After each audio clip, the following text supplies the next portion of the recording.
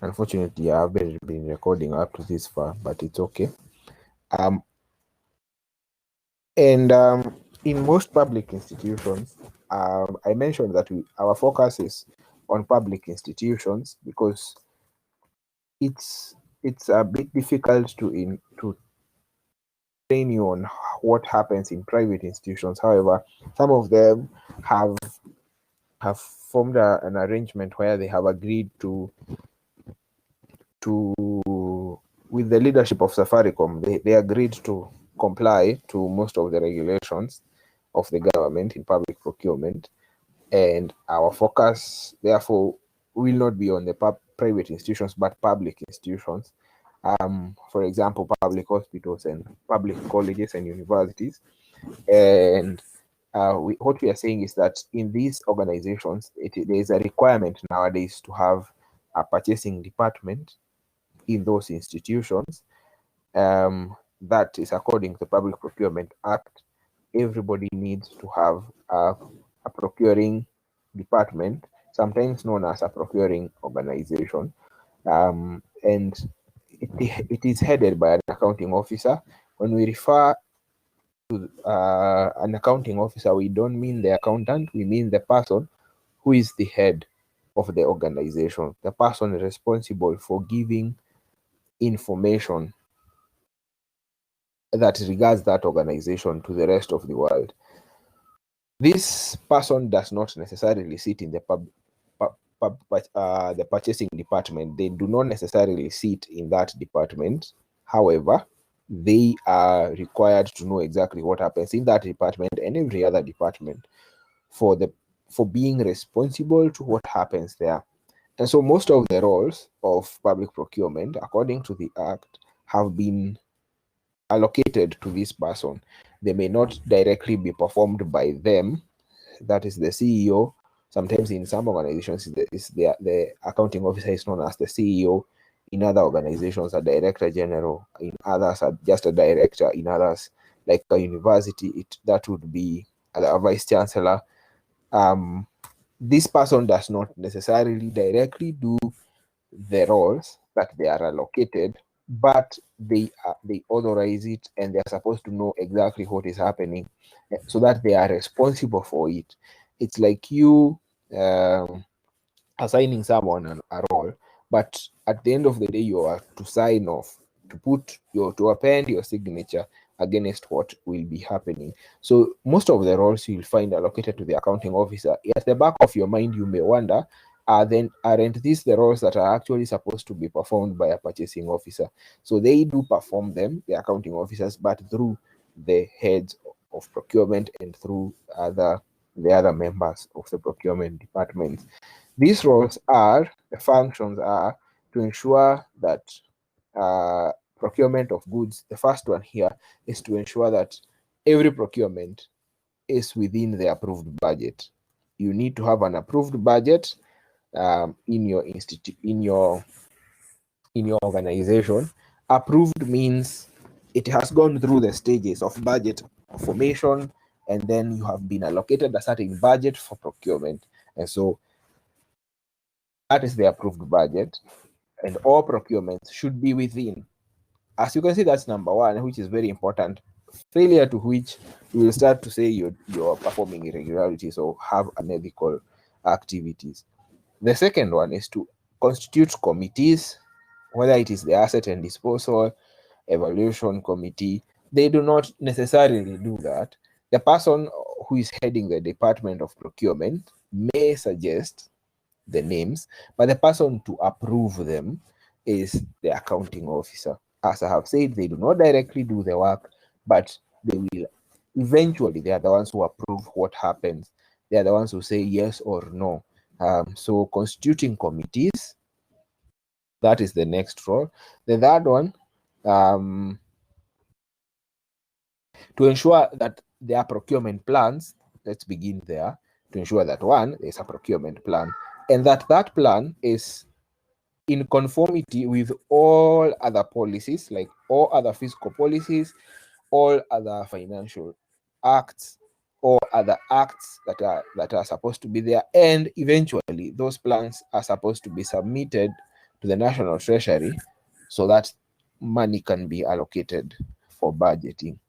Number 4, and as I mentioned again, I'll keep repeating this until I'm sure that we have understood. The procurement plan will not necessarily be written by this person who is the accounting officer, the head of the organization. It will be written by you yourself, the person who will be you, the procurement officer, you, the head of procurement.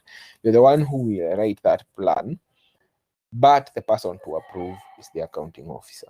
To ensure, number 4, that there is proper documentation in the Department of Procurement. As you can imagine, the documents used in procurement are not used by the accounting officer. They're actually used by the people in the procurement department, but the person who approves that is the accounting officer. To ensure, number 5, that all issues of financial management are well taken care of, and this is in accordance with the Public Finance Management Act of 2012. Number 6 is to approve and sign all contracts. The person who prepares all contracts is you, in collaboration with a few people, your company lawyer and people like that. But the person who approves and signs all those procurement contracts is the accounting officer. And so the person who approves them, we assume that is the person doing it. That is the person responsible for that action. So the person who will come and explain to the public if something goes wrong, because it's a public institution using public funds, then it is not the head of procurement but the accounting officer. Number 7 is to ensure that the disposal process is carried out in compliance with the Act. In the Act, we have a procurement, we have a disposal process. I'm certain you're learning that, and you did learn that in procurement law, and you're learning that more of that in principles of purchasing. So we have a disposal process to ensure that that is followed. Number 8, to ensure that the activities of public procurement are handled by a professional and professionals in the offices. So that you saw an advert. I am sure you have seen an advertisement by Kenya Institute of Supplies Management requiring that all institutions ensure that their procurement staff are competent, are trained. They ensure that these people are also registered with the Kenya Institute of Supplies Management. This is just in accordance with this point number 8, that the accounting officer must ensure that all procurement processes are handled by professionals. And then to submit to the authority here, you learned this authority in public procurement, in procurement law, where we call it Public Procurement Regulatory Authority. That is the authority we are referring here. That to submit to the authority the part in its procurement plan demonstrating application of preference and reservation schemes. Basically, it's just to give reports to PPRA regarding how your budget is being utilized and allocated within 60 days after commencement of the financial year. So that basically means to ensure that the department is reporting to PPRA as required by law. And finally, to ensure compliance with other responsibilities as prescribed by this act or any other act of parliament. So those are the roles of the accounting officer. There is a role of recording, there is a role of planning, there is a role of financial management, there is a role of approving and signing contracts, disposal processes, there is a role of constituting members of committees. You can imagine that these roles are the roles of head of procurement, which are actually done by them, but essentially the person who approves them is the accounting officer. What to note is that one of the most important things to note is that in the Public Procurement Act, the main role allocated to the head of procurement, who is the second person we are referring to here, that is the person heading the procurement department. Now, we can call them the procurement manager. They have many names in practice. It depends with your institution. So the main role is this one, that their main role is rendering procurement professional advice. So when they do these roles that have been allocated, when they perform these roles that have been allocated to the accounting officer, they will then They are then supposed to write a procurement professional advice. For example, after an evaluation of suppliers to see who is the most qualified supplier to be awarded a contract or to be awarded a tender, then they need to write a procurement professional advice to the procurement officer. This is done by writing reports. You write, it's a form of a report to the accounting officer, which will act as the advice to guide the accounting officer in decision making. Why is this necessary? This is because the accounting officer is assumed not to be a professional, a procurement professional. You are the procurement professional, and so your work is to give advice. So when you do an evaluation, definitely the evaluation committee will write its own report to say, what happened and who they selected, but then you will have to give your opinion. You will have to give your opinion from a professional, procurement professional point of view. So you will have to give your own opinion. And what is contained in this role that we are saying, rendering procurement professional advice, otherwise known as the professional opinion, what is contained there is, one, a review of the procurement or asset disposal proceedings. Whatever you had in that committee, review them.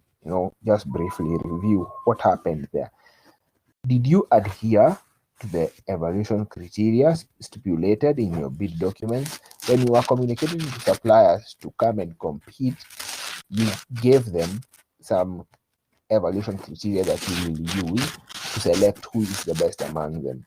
So the next point is just basically in your professional opinion, you need to mention whether you have actually adhered or complied to what you told suppliers you will comply to. So you tell suppliers, we will select from you the best in terms of performance, and this is how we will define performance. And then so you need to tell the accounting officer in your professional opinion whether you followed that. Legality of tender award. Was the tender award legally? Is it legally awarded? Whether the recommended price for standard goods are within the indicative market prices. This is important. It is important that your prices, the prices that the supply for the supplier you have selected, are within the market price. For example, if the market price is 1 million, someone charging you 2 million, that is exorbitant, and it will raise queries. So you need, during audit, to raise queries during audit. So you need to make sure that if the market price is 1 million, you're being charged around the market price, or within. The correct word is within the market price. So make sure you report that. And then, do you have funds to buy what you are buying? The accounting officer will also need that. And then, this is the most important: a recommendation for change of scope. You may have sat in an evaluation committee and then realize we will not achieve what we want from the suppliers who have applied. So you can recommend a change of scope. Scope is the people who submitted, the suppliers. If maybe you got them from a registered list, I'm sure from principles of budgeting, maybe by now you know what is a registered list of suppliers.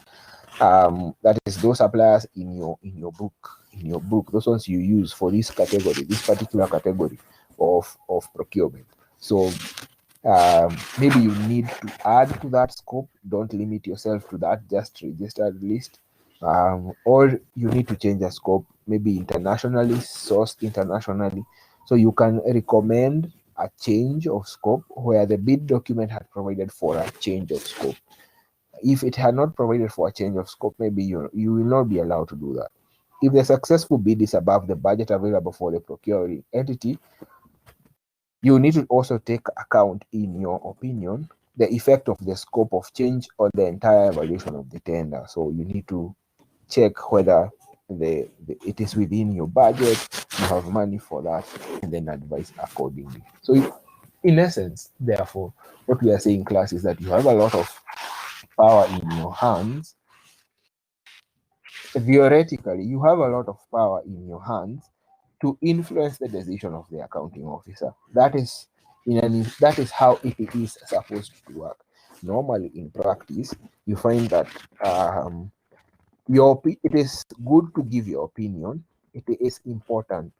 Let me change the word. It is necessary to give your professional opinion because it will show what your thoughts were, what you advised as a professional who understands the area much better than anybody else. So it is important for you to write your professional opinion. Whether it is followed or not is not 100% your business, because that is the business of the accounting officer, as we have seen above here, that they approve and sign all contracts. So when you give your opinion, the accounting officer can take your opinion and use it, or take it and decide to ignore it. The most important thing is you will have a record to show that you provided your opinion to the best of your knowledge, so that you can defend your actions. As you can see, it is to ensure that your professionalism is used in the company properly, but also to allow the accounting officer to make their own choices and be responsible for them. Not that they make their choice and then they throw back the responsibility to you. So you give your opinion and you take responsibility for your opinion, and then they make their decision and they take responsibility for their decision. That is how practical it works. Now, committees. We have, other than the accounting officer and head of procurement can hire other people to assist him or her with the work. It depends on the amount of work. The more the work, the more the people they hire to assist head of procurement. But other than that, those two positions, we have committees, and I'll discuss three. One is an evaluation committee. It deals with the technical aspects of a procurement and financial aspects of a procurement, and also negotiating with suppliers. It evaluates bids, proposals for pre-qualification. It prepares registration lists, expression of interest, and any other roles that may be assigned to it. More often than not, it has 3 to 5 members. I'm sure if you are listening to the discussions yesterday in some of from Kenya County, as the governor was defending herself, you might have had those queries of why 3 members. Did they use 3 members in the evaluation committees? So an evaluation committee is supposed to have between 3 and 5 members appointed on a rotational basis. It should comprise of heads of user departments and any other department. A user department is the department that is requiring materials to be purchased for them. So it should have 3 to 5 members on a rotational basis, some of who are user departments and others from other departments. You as the secretary, you the procurement person, you're the secretary, and the person in charge of ensuring that you're guiding that committee to follow the laws of procurement as they're evaluating the tenders and the expressions from suppliers. The evaluation committee should complete the procurement process for which it was appointed. That it should make sure that the work is done till the end, and also complying to the law. When they are done, the evaluation committee writes a report, and its contents include what they did. We evaluated technical aspects, financial aspects. We evaluated price of each tender, showing the price and any conversion to a common currency. If someone had quoted in dollars and issues like that, we were ranking the tenders in this criteria. We recommended that this is the person who should win. So basically what happens should be the report. And then remember, you're the secretary, you will write your professional opinion later. So more often than not, make sure your work is to facilitate, not to evaluate. There's a difference. There's a facilitator and an evaluator. Because if you're part of the evaluation committee and then your professional opinion suggests a change of scope, that we need to change from what is the recommendation of the evaluation committee, you're contradicting yourself. So make sure that you're facilitating. That is recommended, not required. In some cases, you will find the procurement professional still doing the evaluation himself or herself. But do not do that. I would I would urge us not to do that, yeah, as much as possible. But that is dependent on also your own organizational policies. Inspection and Acceptance Committee is the second committee I would like to mention. Its basic work is to inspect and materials that have been delivered by suppliers. Again, consists of between 3 to 5 people. Its functions is to inspect, test where necessary, review the goods, accept or reject, ensure that they have the right quantity, the right quality, ensure that they meet the technical standards that had been set, ensure that the deliveries are on time, that there are no delays, ensure that the right documentation, the right manuals have been provided, ensure that completion certificates have been awarded to show that the supplier completed successfully, the delivery successfully. And finally, the last committee is the asset disposal committee. Its work is to dispose of assets that have attained their redundancy dates. I may have used a few words there that are a bit challenging. Redundancy dates. When you might have been discussing how to specify material, specify characteristics of goods, acts, or services that you're purchasing from suppliers. You mentioned 6 criteria, one of which is the durability, the lifespan of a product. If you tell a supplier, bring for us a product that has this performance, with these local or international standards, with this environmental impact, with this level of serviceability, that when we are doing repairs on it, we'll use this much, and this is the lifespan of that item. So after the lifespan has been reached, maybe it was 10 years and the item is now 10 years old, you need to dispose it off. You constitute an asset disposal committee. You have a few members in there, select the items you need to dispose, select a method of disposal, select a criteria for evaluation. You advertise if there is need to do that. Then you evaluate bids, and then you select the persons who have won the right to be the next owners of those items. And then you collect the monies and you give them the items. All this is with the approval of the accounting officer. So that is the internal organization, and that is the key part that I wanted us to learn today. That is the key part. Now, you have the rest is functional. As you can note, these 3 are hierarchical. The accounting officer, head of the organization. Head of procurement is the head of the department of procurement. And then we have the committees inside there. And I said under the head of procurement, of course, you'll have several people. And you have committees, and I've mentioned 3 major ones, the most common ones. Among others, we have an opening committee for opening bids and issues like that. I don't want to go into that because I feel like I'll start repeating what you might be learning in principles of purchasing. So those three categories, that is hierarchical, that the accounting officer is the boss of the head of procurement, and the head of procurement is the secretary of the committees, and etc and etc. Now, functionally, a department will either centralize its product, its functions, or decentralize them. This is one of the areas that I wouldn't like to go into in depth, because I highly suspect you have met the word centralized before, where all functions are coordinated from one central point. That if you need to do anything, you need authorization from that central point.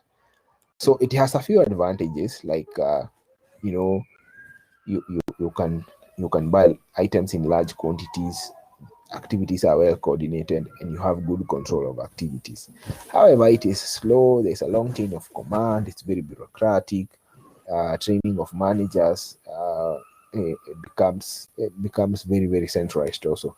Decentralization means that purchasing is occurring from different branches or different departments, which is impossible. However, it can happen from different branches, um, uh, with advantages such as it's fast, you buy things quickly, there's a lot of team spirit, you buy things in small sizes which are easy to manage, but you'll have a lot of rivalry within your organizations.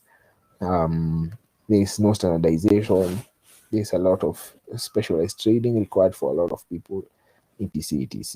Now, other than that, the final part is the hierarchical. These ones I will choose not to dwell on for one reason. That will be taking you guys back all the way to high school, where you discussed, let me show you what you discussed here very quickly. You are discussing things like horizontal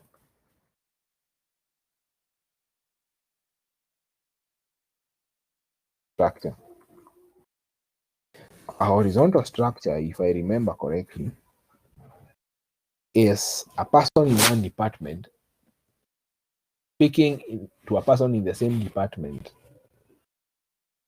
and the two of them are in the same level, like a procurement officer speaking to a procurement officer one, speaking to another procurement officer one.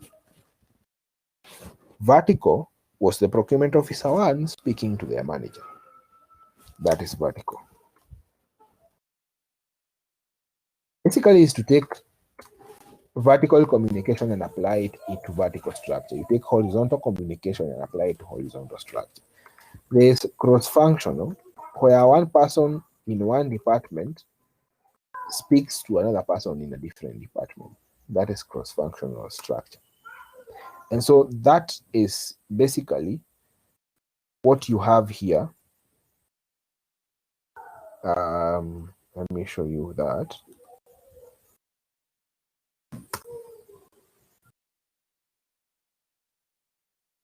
That is basically what you have here.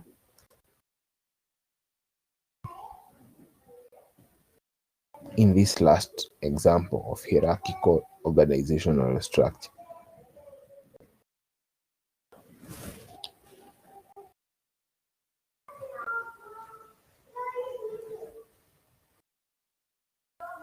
You have people in the same department, all of this, at the same level, talking to one another. That's horizontal. If this salad dressing person speaks to this craft person, that's a vertical. Employees vice president speaks to the hospital president, that's vertical. Some of them are geographical. A person in a north region vice president speaking to south region vice president. That for me is very basic, but my main focus, as you can imagine, today was on the relationships between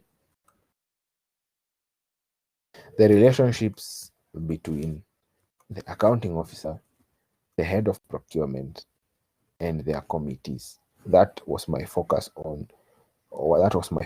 today. This and their relationship with this person and their relationship with these committees.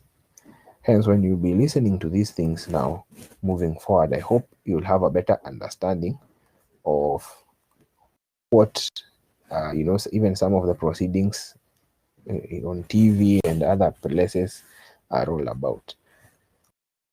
With that, I'd like you to attempt the two questions in the discussion forum. These are the two questions in the discussion forum. Let me show you just now.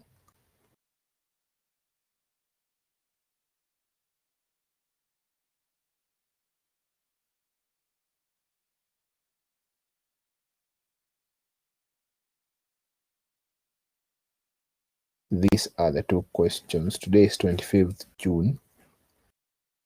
If you click on this discussion forum here, like the way I've clicked mine, it will show you the questions, and then there are 2 questions. Explain 5 roles. From the top of your head, we have discussed a number, about 9. Just explain 5 roles of the accounting officer, and then explain why. Answer this question: why is the accounting officer involved in the activities of the procurement department? And then you click a new discussion, type here answers, put your answers for question 1 there, type them there, and then your answers question 2 there, and then post forum. I will get the answers. I believe I will get them by around, you should do that maybe in the next 1 hour. By 1 that you should be done, so that I give you the feedback before 2. As you can see, this closes before 2, so I kindly do that. Cynthia, welcome. I see you're on. Cynthia, these are your cut marks. Wow. Cynthia, can you click on your cut? When you're done, let me show you where the cut is. The cut is at the top. I'm sure you're still seeing my screen. This is the top of the unit. So you move down a bit, just a bit. Pole pole too. Just before topic 1. This is topic 1. Just before topic 1, this is where the cut is. So Cynthia, click on the cut, because yours, as you can see, it shows in progress. Others shows it has finished. As long as yours is still in progress, I cannot mark. You can see it's showing nothing. Cynthia Acheng is still doing her exam, as it shows here. So you have to click finish. Now what you do, because you can't click finish for now, it will already have timed you out. Just open the cut. When you click on it, this is the cut. When you click on it like that, it will immediately submit. So please do that now, and then I will show you your marks. Cynthia, can you hear me? No. Yes, I can. You can hear me. Have you followed what I have asked you to do? Okay, let me do it. Yeah, so just click on the cut. It will submit immediately, because as we currently stand, you have no mark. Okay. Yes. For the others, any question? I'm through. All I need you is to do the discussion forum questions by 1:30. Idris, Vivian, anyone?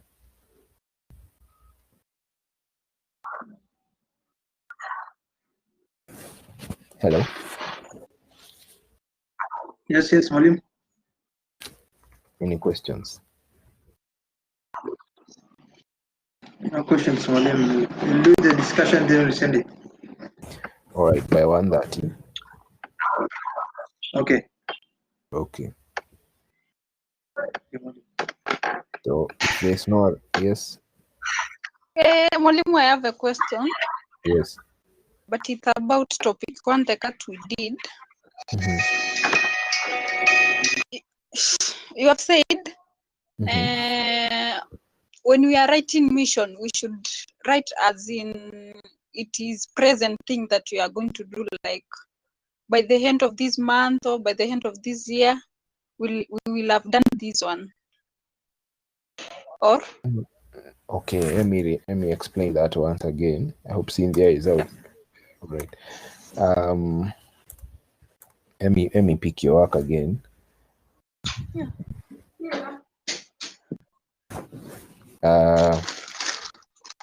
Let me share my screen.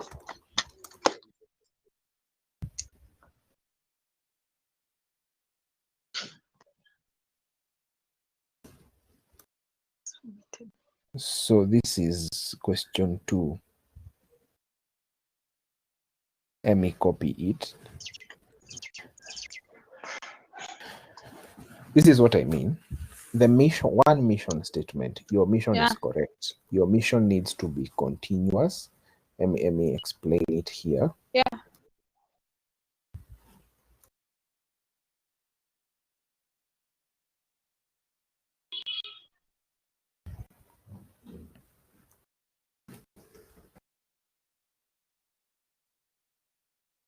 Hope you can still see my screen.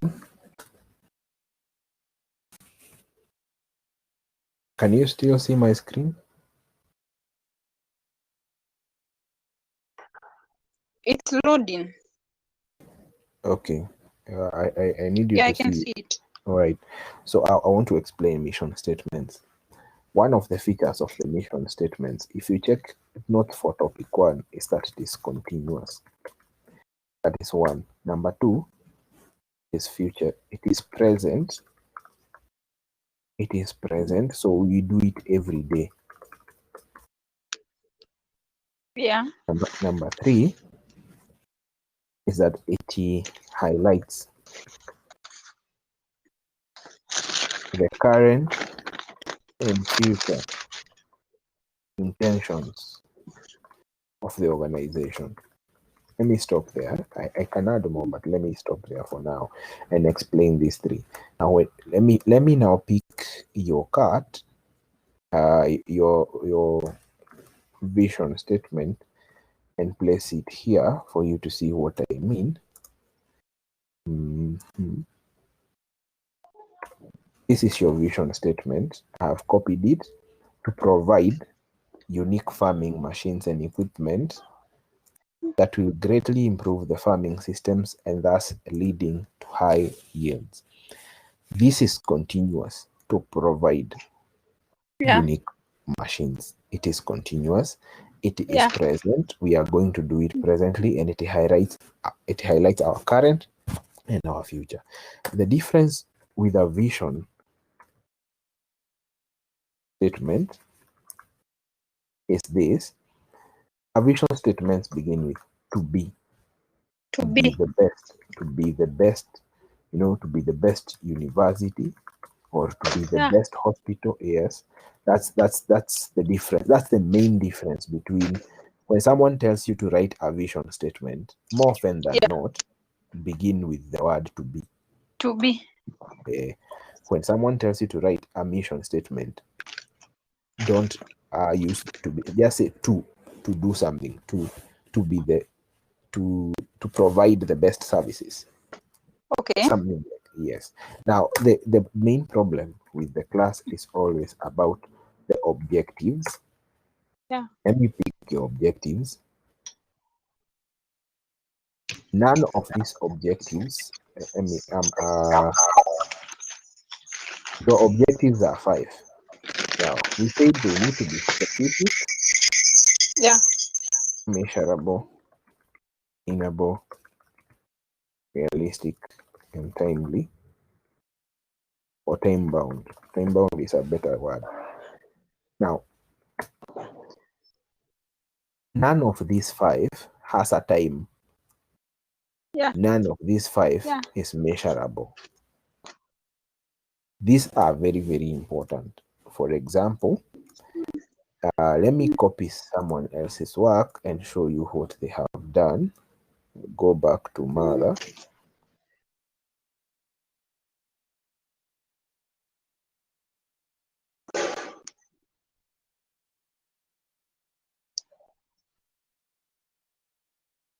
This one here.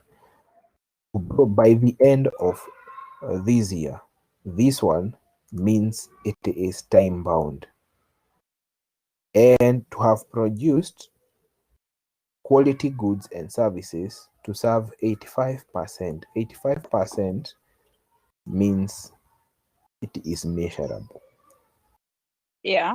So you have to provide a measurability figure. That was not provided in these answers that you have here. These in blue are your answers. These ones. None of these has time, neither does it have measurability. So that is what I am looking. I'm looking for one objective. For example, if I tell you write 2 objectives, just add one more that also has the same characteristics. Say to, what was the question again? Let me see that question once again.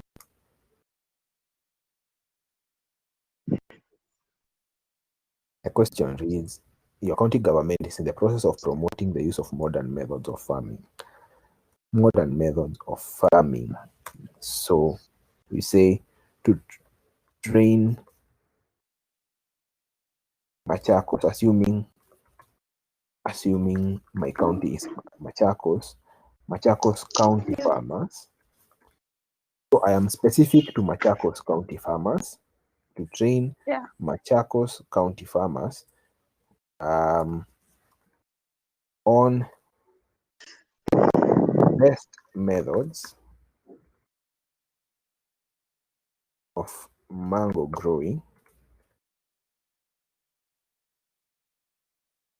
by the end of 2020 and improve their production by 10%. This one will have an aspect of measurability. Yeah, measurability, I'm putting all of them in green. Specific, I am putting all of them in red. So this one is specific that way. So specific is in red. So we must make sure they are all specific. These three are specific. Time bound, I am putting it in yellow. And this is by the end of 2020.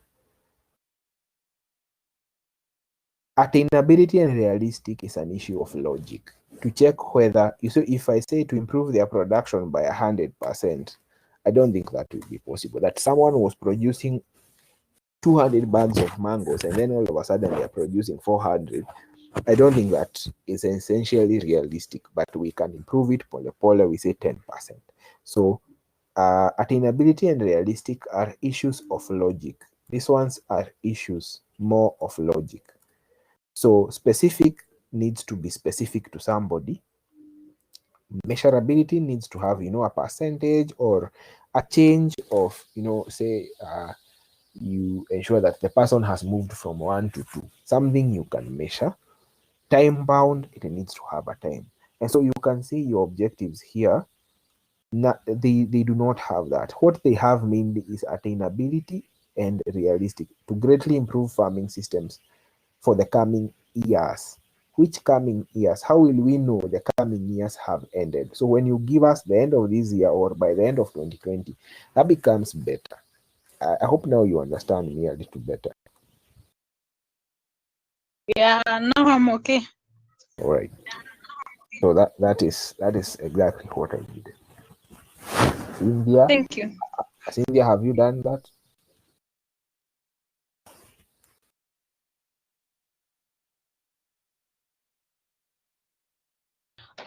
Hello, Mwalimu. I just Cynthia, wanted to ask. Okay, yes. have you done that? Yeah, I've done that. I've just clicked on my cart, then Right. imeniandikia never submitted, so I don't know what to do next. I also don't know now, Cynthia. You have to advise me because let me show you. Some of these things are a bit tough on our side because let me show you what is coming to my screen. You can see my screen. This is what it is showing now. Did you do it? Yes, I did it. Okay. If you did it, Yeah. and then it is showing never submitted, what do you think is the problem? I don't know what the problem was, but what I can remember during the cart, time caught me out. Yeah. So I never got a chance to totally submit it.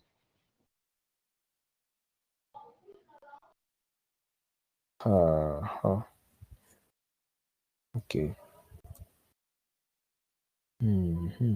I will open it up for you for 20 minutes right now so that you submit.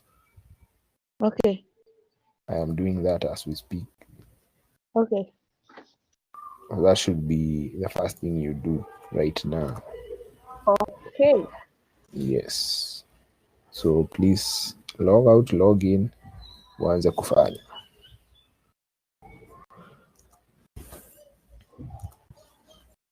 For the rest, thank you for attending the class. I think we can end it there. answer the questions in the discussion forum. Then we can call it a class.